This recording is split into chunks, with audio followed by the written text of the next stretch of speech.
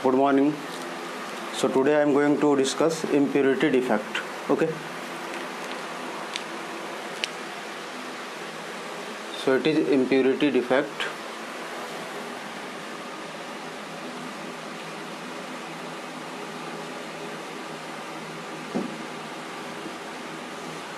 What is impurity defect? So this type of defect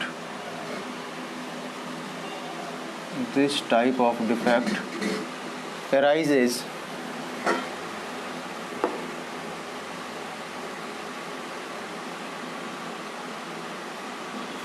when some foreign atoms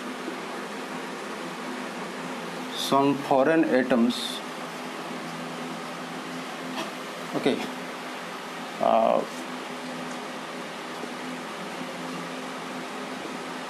takes their position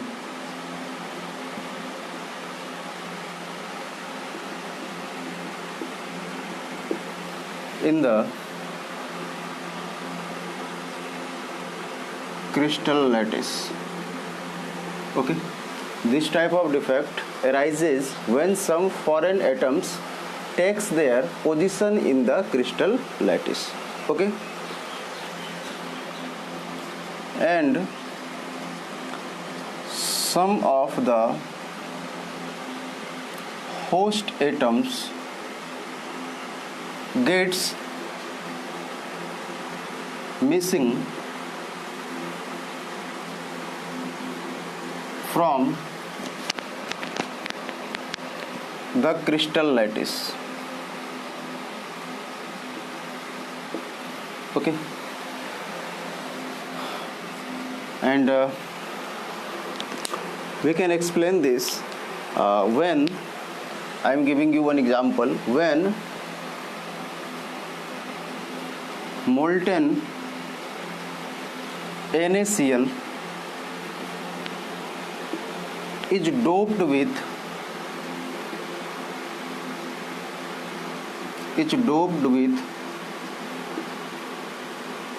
okay, in bracket write down mixed with, it's doped with or mixed with. When molten NaCl is doped with, okay, doping means mixing, okay, so doped with molten strontium chloride,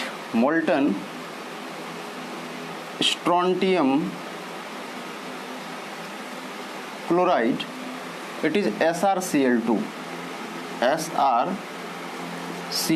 okay. When molten NaCl is doped with, okay, molten strontium chloride, okay, and allowed to cool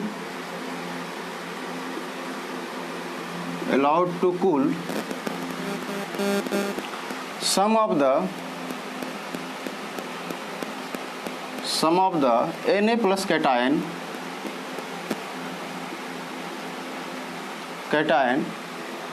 gets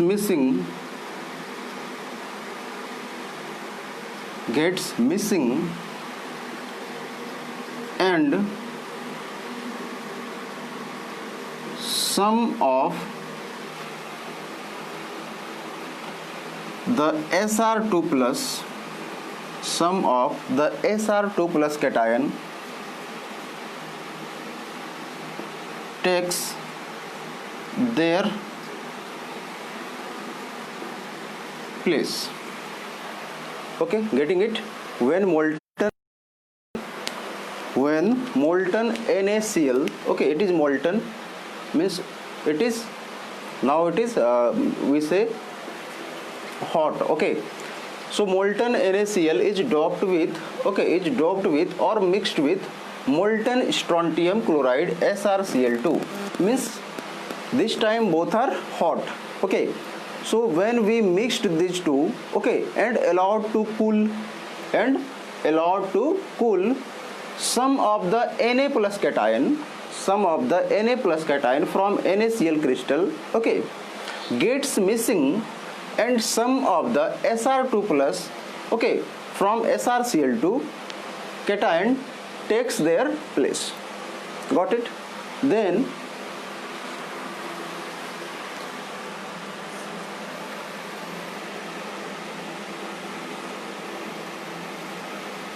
one Sr2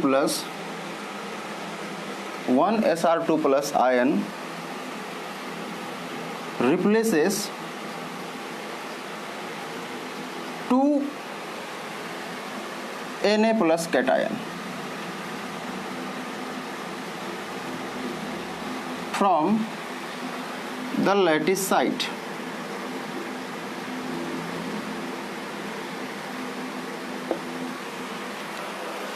Getting it? We have two things. One is NaCl and second thing is SrCl2. One is NaCl and second is SrCl2. So NaCl, if no SrCl2 is mixed with NaCl, then we say NaCl is in pure state. Okay, but what we are going to do is we are going to mix this NaCl, okay, or we say we are going to mix this SrCl2 with NaCl, means we are going to make NaCl impure. We are going to make NaCl impure, and just mind it, name of this defect is impurity defect. Name of this defect is impurity defect. Why this is called as impurity defect? Because NaCl, okay, if it is only NaCl, then it is in pure state, but we are mixing some impurity SrCl2, okay, with this Na plus. So this is known as impurity, and due to this, okay, some dislocation, or we say some impurity takes place in the and in mixing, okay, in this process what happens, when you mix SrCl2 with NaCl, okay, then we are making this impure, we are making the NaCl impure, and during this process what happens, some defect takes place, okay, and that's why it is known as impurity defect. So how the defect takes place, just we have to discuss that one. Okay, so I told you it is NaCl, so we know cation, here cation is Na plus and here it is Sr2 plus. Getting this na? One is Na plus and one is Sr2 plus. So this one has one positive charge and this one has two positive charge. Means one Sr2 plus will replace two Na plus, because one Sr2 plus have two positive charge and one Na plus have one positive charge. So one Sr2 plus will displace two Na plus from the crystal lattice, and that's what I have written here. One Sr2 plus ion replaces two Na plus cation from the lattice to maintain the electrical neutrality, to maintain the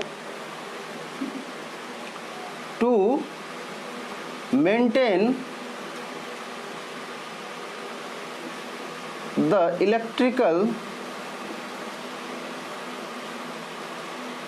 neutrality. Got it? To maintain the electrical neutrality. Okay, now just I am going to make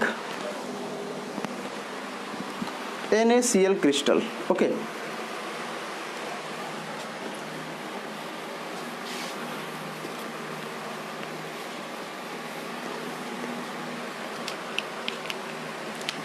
so say this is Na plus, this is Cl minus, this is Na plus, this is Cl minus,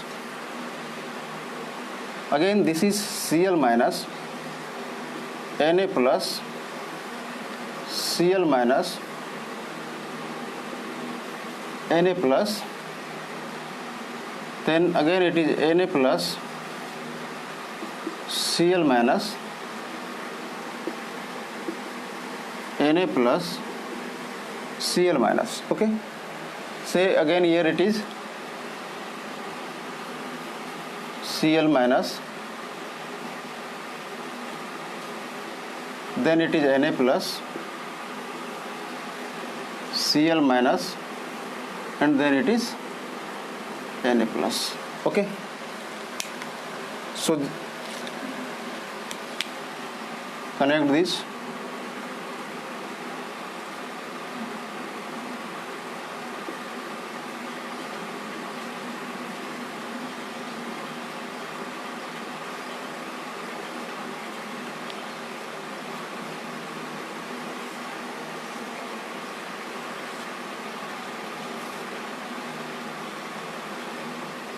So this is what? This is lattice of NaCl. We say this is NaCl lattice.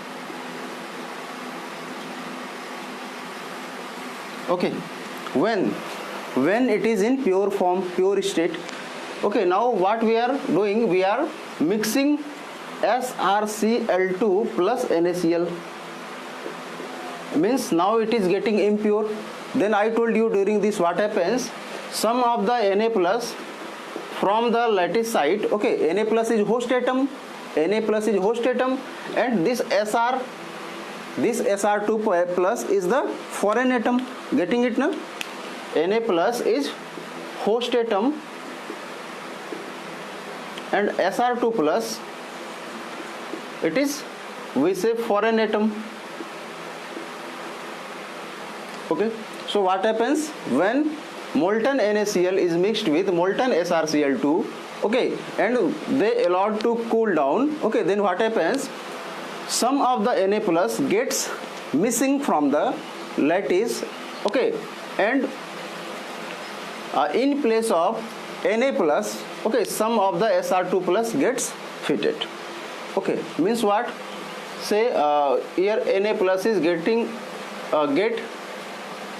let here it was Na plus na, now it is missing, Na plus is missing from here, okay, and one Sr2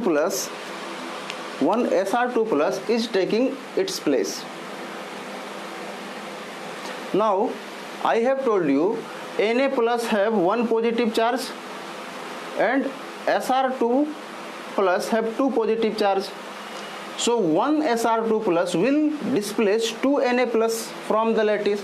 So to maintain the electrical neutrality, okay, one more Na plus gets missing from the lattice. Now you can count total positive charge will be equal to total negative charge, okay, and this will be a hole.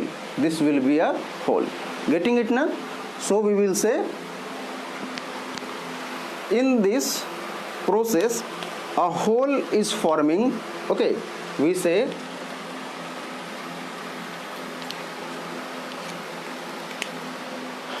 during or in this defect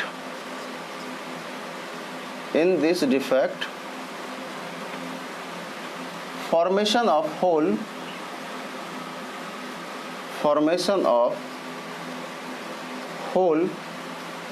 takes place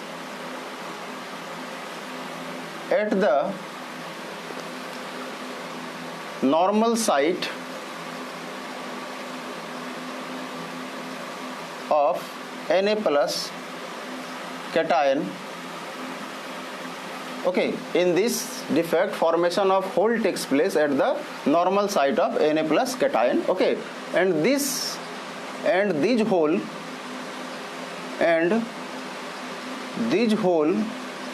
present in the lattice makes the lattice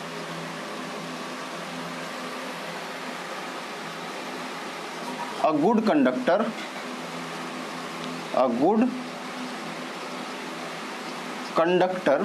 okay, because as the potential difference is applied,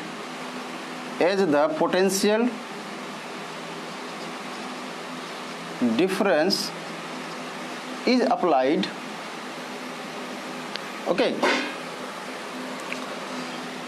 the hole, we say the nearby cation takes place, the nearby cation takes place, okay, of the whole, takes place of the whole, okay, and this process is continuous,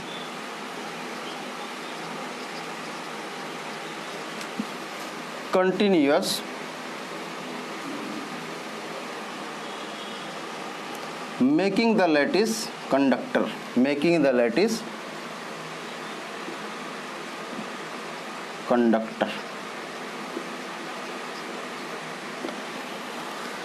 got it?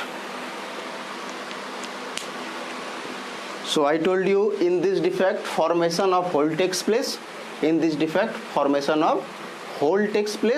at the normal site of Na plus cation, okay, means Na plus is missing from the cation, so a hole is creating at its normal site, okay, and this hole present in the lattice makes the lattice a good conductor, because, okay, due to the presence of hole, the lattice becomes a good conductor, okay. Why? So as we will apply potential difference across this, okay, across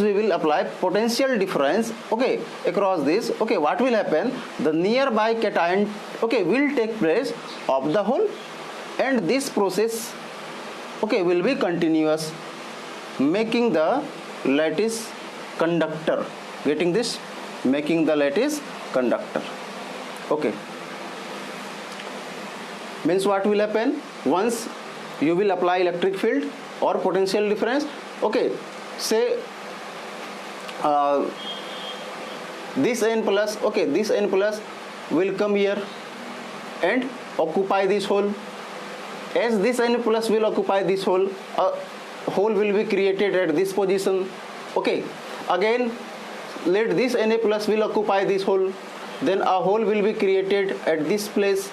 Getting this now? So this process will be continuous, okay, and we know if it is flow of charge, so if flow of charge takes place, then we say it will become a conductor, okay.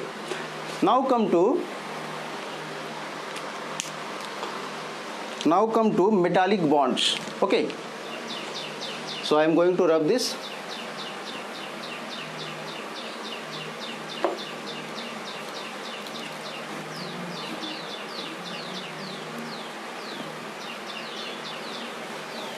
So we will be discussing metallic bond, okay, or we say means how metallic bond takes place, okay, how formation of metallic bond takes place, okay. So we say it is nature of bonding in metallic solids. Nature of bonding in metallic solids.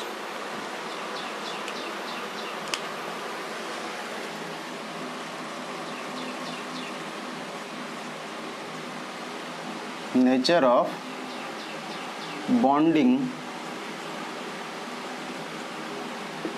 in metallic solids.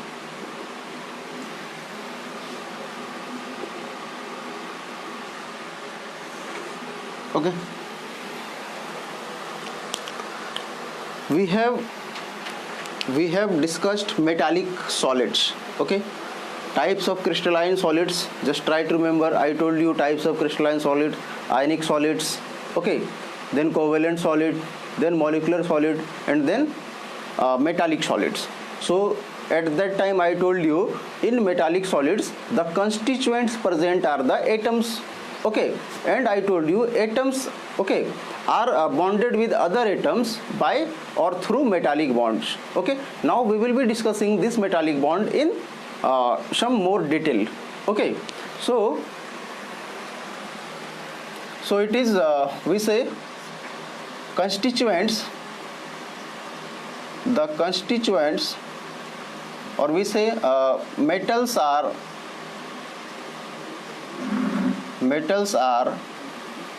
an example of crystalline solid.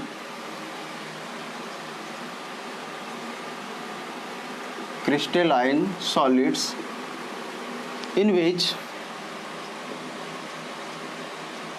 in which constituent particles are, or in which constituent particles, atoms, in which constituent particles are atom which are held together, which are held together, okay, which are held together through a bond called as metallic bonds.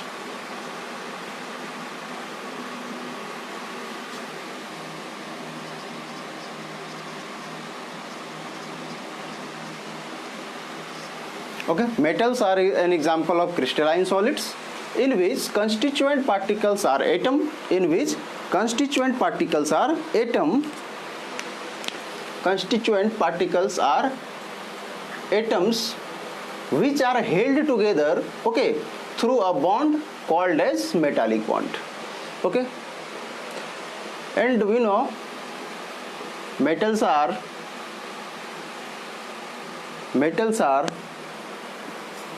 ductile,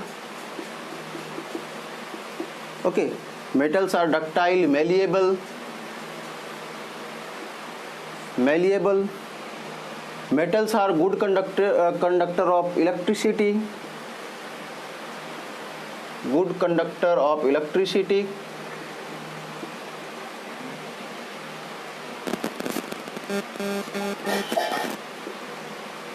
metals show thermal conductivity. Thermal conductivity means are thermal conductor, means which carries heat. Metals are thermal conductor. We know metals are lustrous.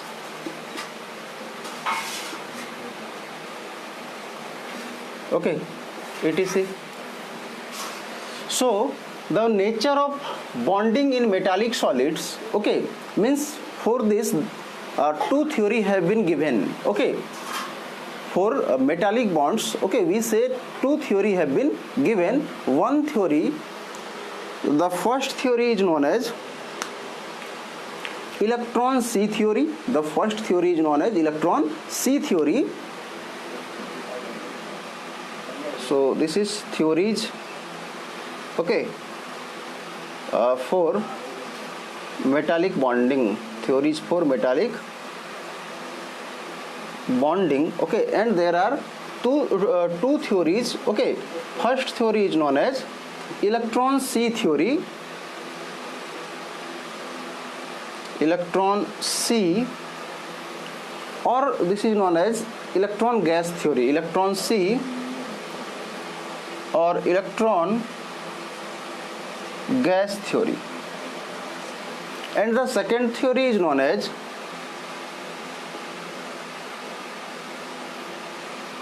Molecular Orbital Theory. Second theory is known as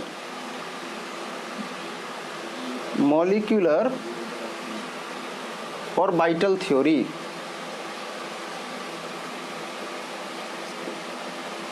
Got it? So I told you there are two theories, okay, for metallic bonding. First theory is Electron C Theory or Electron Gas Theory. Second is known as Molecular Orbital Theory. Okay, this theory you have studied in class 11th, okay, in chemical bonding chapter. Okay, so on the basis of this theory, okay, we will be explaining all the physical properties of metals, that is and these physical properties. So we will be discussing Electron C or Electron Gas Theory. So our heading is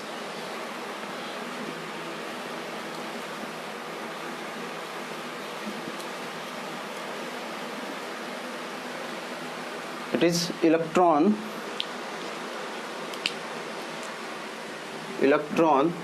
C, Electron C Theory or electron gas theory.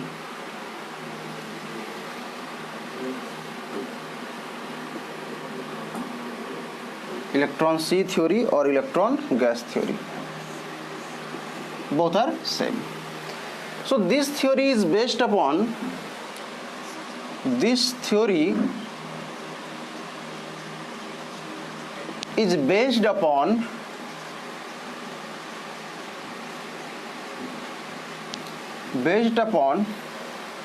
two characteristics, two important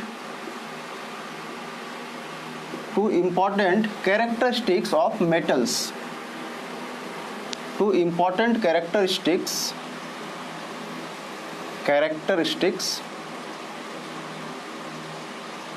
of metals. Getting it? This theory is based upon two important characteristics of metals, and first one is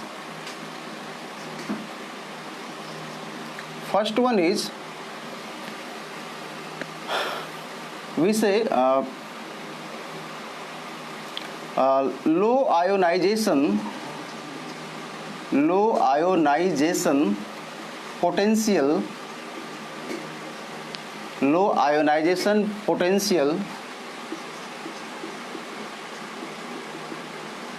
value of metals, and second thing is in metals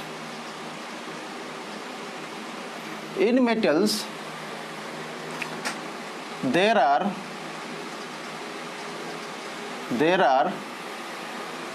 certain orbitals which are empty,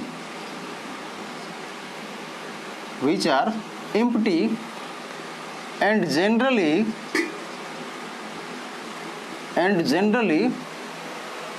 these empty orbitals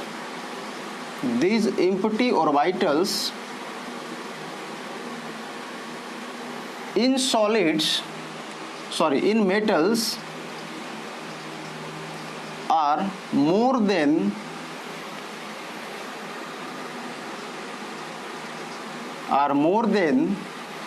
the occupied orbitals.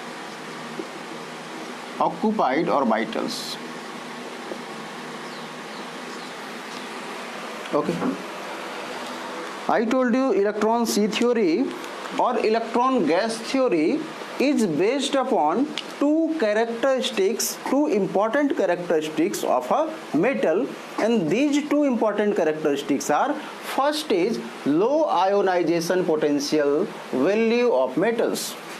You know what is ionization potential?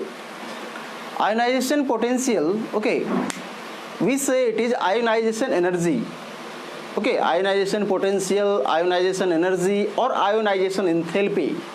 All these are same. Okay, all these three are same. So what is ionization potential? Ionization potential is the amount of energy required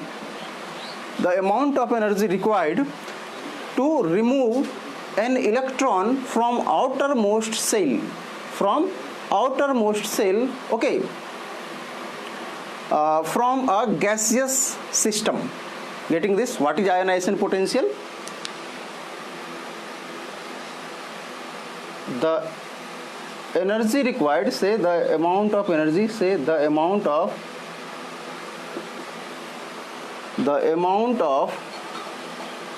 energy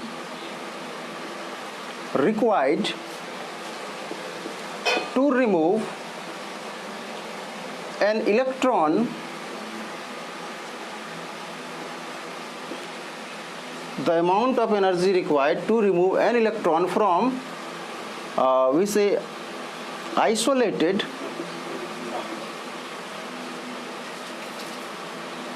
gaseous system is called ionization potential.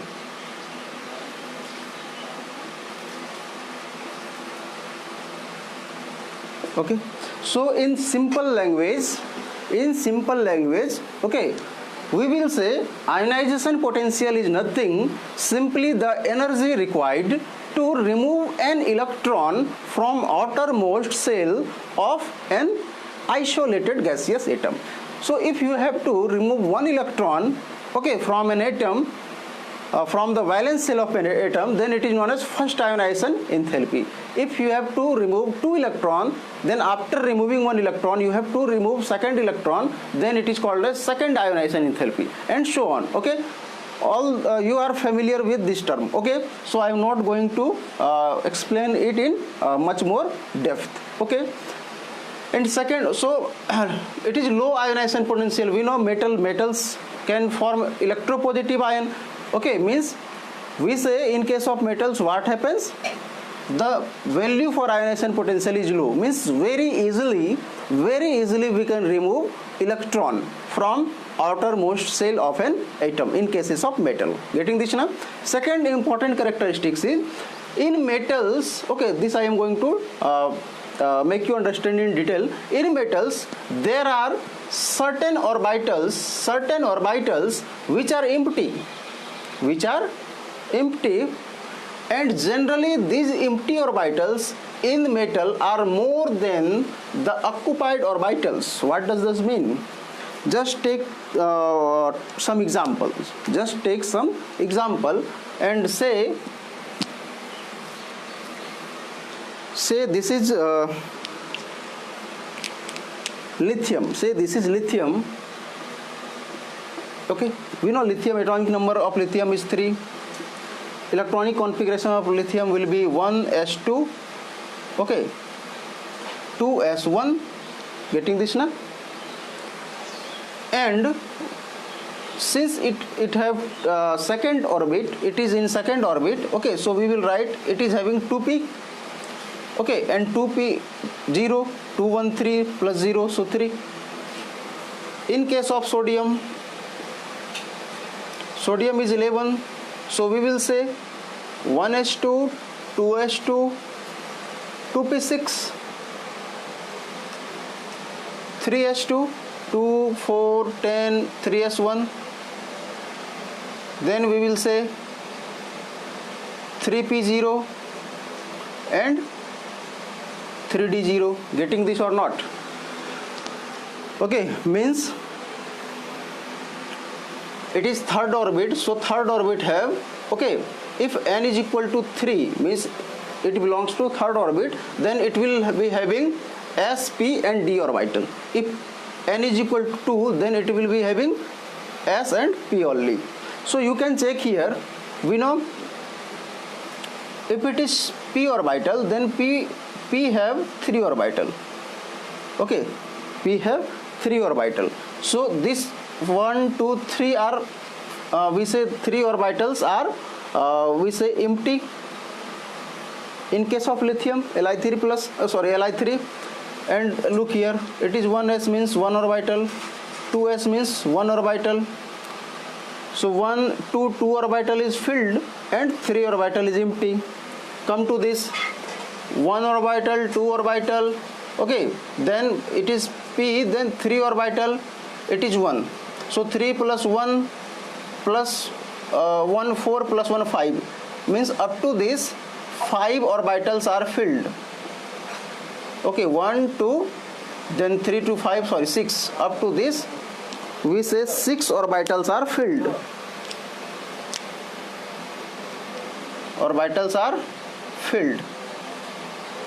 And come to this vacant orbital 3p0 and 3d0. 3p0 and 3d0 is vacant. So 3p have 3 orbital, 3d have 5 orbitals.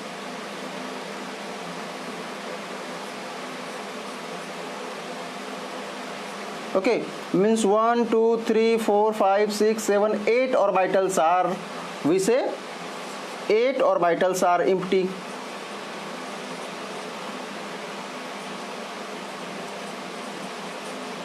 Getting this? So filled orbitals are 6, empty orbitals are 8, filled orbitals are 2, empty orbitals are 3. That's why I told you in metals there are certain orbitals which are empty, and generally these empty orbitals are more than the occupied orbitals. Getting this now? Okay. Now come to electron C theory. What is electron C theory? Okay. I am going to rub this.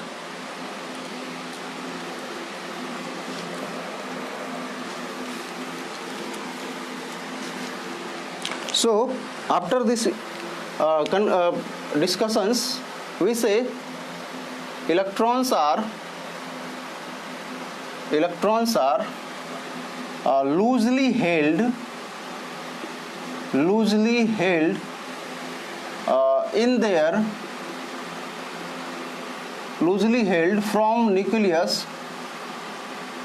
from nucleus, okay, in case of metals, and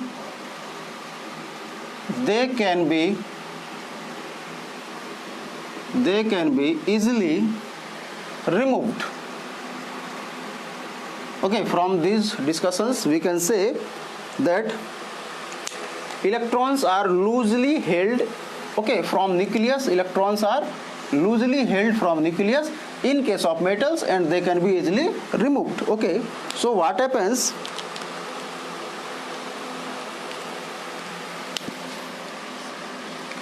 It is supposed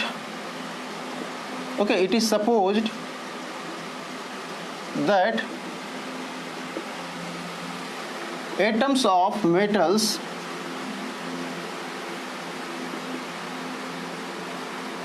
have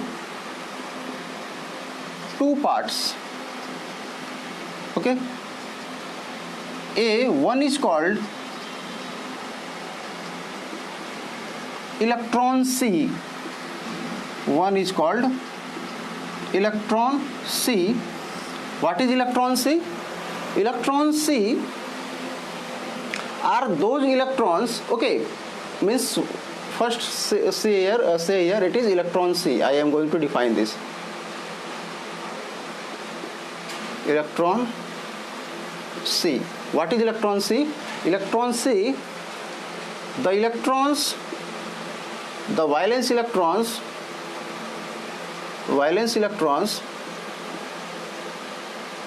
which are loosely held,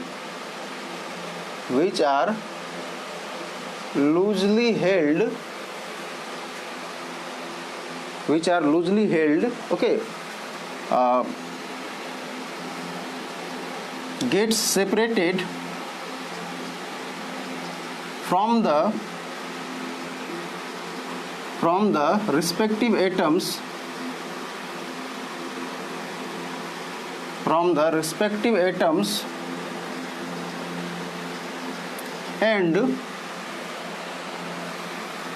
and form, we say, Electron C.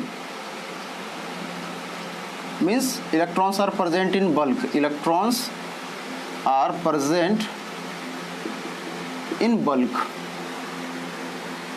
If so many electrons are present there, okay, then because of means much more electrons, presence of much more electron, the term used is Electron C. So Electron C is the valence electrons which are loosely held, get separated from the respective atoms and form Electron C. And these are moving. These Electron C, these electrons, okay,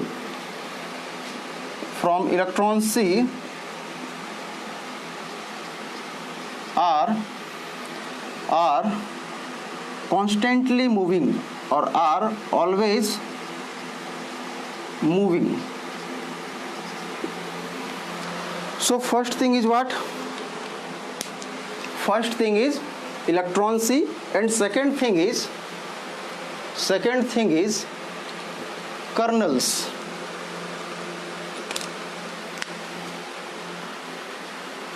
Second thing is kernels. So what are kernels?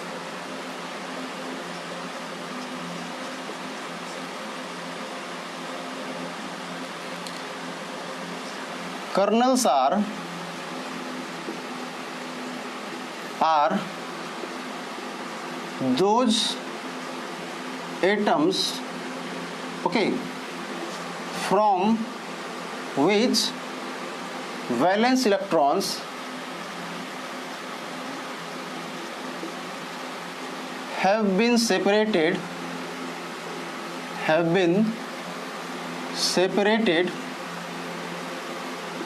okay, leaving behind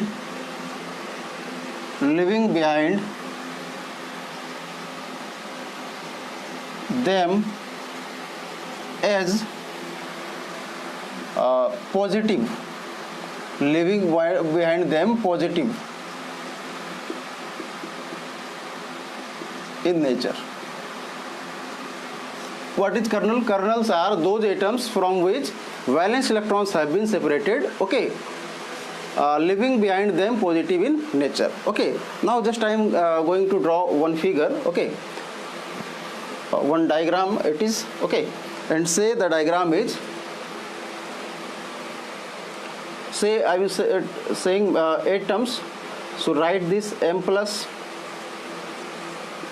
M plus M plus M plus M plus M plus M plus M plus M plus M plus, okay. So these are called as kernels. These are called as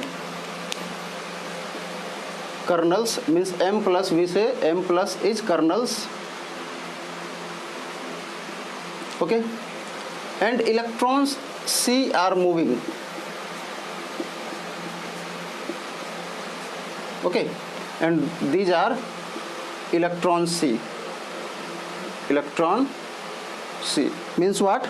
Initially atom was there, and we know since it is metal, atom of metals, so electrons present are loosely held. So what happens, okay, those atoms which were loosely held, okay, got separated, okay, and since so many atoms are present in a metal, so many electrons, okay, got separated from their respective atom.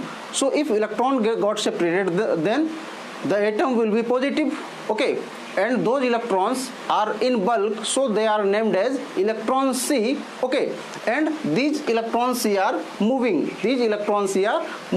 okay, always moving, okay, but these kernels are heavy, okay, due to, means kernels are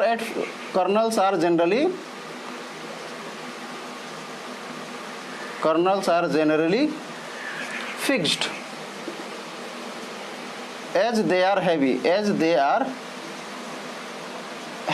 okay, kernels are generally fixed as they are heavy. So what happens, these electrons are continuously moving, okay, around the kernels, and there exists a strong force of attraction, okay, between this negative charge and positive charge. What are these? These are electrons,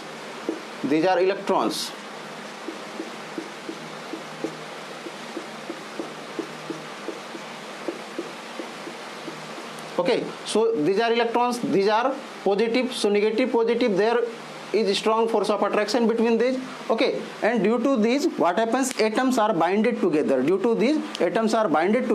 and this bond here, okay, is known as metallic bond, okay. I mean we will say the atoms, means we say there exists a strong electrostatic force of attraction between the atom, between the kernel, which is positive, and the electron C, which is negative, okay, and due to this attraction, they gets strongly binded, okay, and this bonding is known as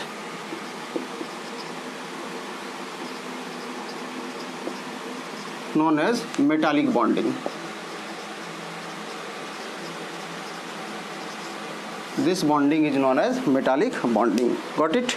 So I told there exists a strong force of attraction between kernels which is positive and the electrons C which are negative. Okay, and due to this attraction they get strongly binded, and this bonding is known as metallic bonding. Okay, getting this? One more thing, I told you the electrons C are moving. Okay, so we say the movement or the flow of electrons C, okay, is just like